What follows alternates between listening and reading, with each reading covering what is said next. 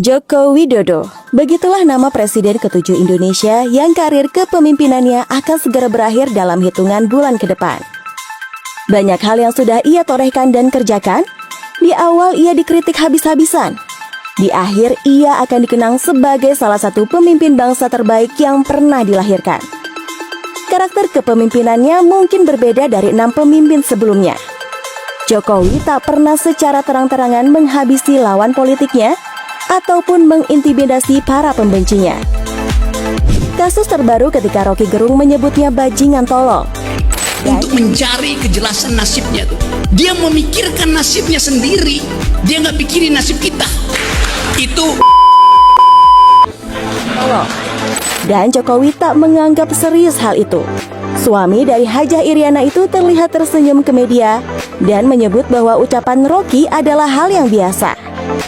Itu adalah satu dari sekian banyak alasan mengapa Jokowi begitu dicintai. Dan berikut ini adalah 7 keputusan tegas Jokowi tolak proyek menguntungkan yang bikin dirinya semakin dipuja-puji. Tolak dinasti politik keluarga. Penolakan dinasti politik keluarga Jokowi bisa dilihat secara terang-terangan. Tak ada satupun putra-putri ataupun menantu Jokowi yang terlibat dalam proyek-proyek pemerintahan. Hal ini jelas bagian dari sanggahan Jokowi kepada pihak yang sempat memfitnah dirinya pada kampanye periode kedua Pilpres tahun 2019 kemarin.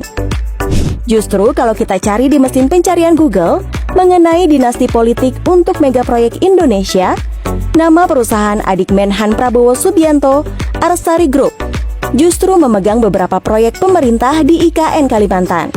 Atau kalau kita kilas balik ke tahun 2014 di akhir masa jabatan Presiden SBY, bukan rahasia lagi jika banyak proyek besar dikendalikan oleh anaknya. Salah satunya IBAS atau Edi Baskoro Yudhoyono yang mendapat jatah untuk mengendalikan proyek migas dan bumi. Sebenarnya tidak ada yang salah jika anak presiden terlibat dalam proyek pemerintah asalkan mampu dan sanggup. Namun kita bisa lihat bahwa proyek itu justru dijadikan ajang untuk memperkaya diri sendiri. Tolak Gibran jadi wapres. Lagi-lagi Jokowi membuktikan bahwa dirinya tidak gila kekuasaan dengan menolak Gibran ikut pada Pilpres 2024. Menteri Pertahanan Prabowo Subianto memang mendambakan putra sulung Jokowi, Gibran Rakabuming, untuk menjadi wakil presidennya di Pilpres tahun depan. Namun Jokowi tegas menolaknya. Tanpa abibu, Jokowi menyebut Gibran masih terlalu muda. Pengalamannya di dunia politik juga masih prematur. Belum lagi, jabatan di Solo yang harus ia selesaikan adalah pertimbangan mengapa Jokowi menolak keras tawaran Prabowo. Sikap Jokowi ini harusnya sudah jelas menjawab persepsi publik bahwa Jokowi tidak pernah ikut campur tangan di balik kemenangan Gibran menjadi wali kota Solo dan menantunya Bobi Nasution yang juga jadi wali kota Medan. Tolak rayuan PT Freeport. PT Freeport Indonesia merupakan sebuah perusahaan yang memproses biji dengan menghasilkan konsentrat tembaga, emas dan perak, lalu memasarkannya ke seluruh dunia. Sejak beroperasi tahun 1973, kekayaan alam bernilai ribuan triliun yang dikorek dari kawasan Grassberg, Papua itu, Indonesia hanya mendapat 9% dari total seluruh kekayaan PT Freeport. Angka yang sangat kecil. Ibarat kata, mereka memakan kacangnya, kita yang menampung kulitnya.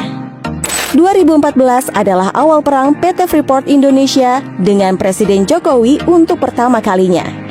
Jokowi menuntut divestasi PT Freeport dengan memaksa mereka menyerahkan 51% sahamnya ke Indonesia. Padahal selama 40 tahun beroperasi, saham PT Freeport hanya 9% saja yang dimiliki Indonesia. Ini adalah sebuah langkah berani Jokowi.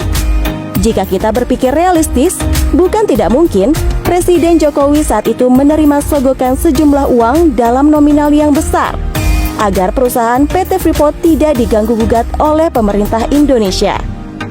Namun sogokan itu gagal karena yang mereka hadapi adalah Jokowi yang tak terlalu gila akan harta duniawi.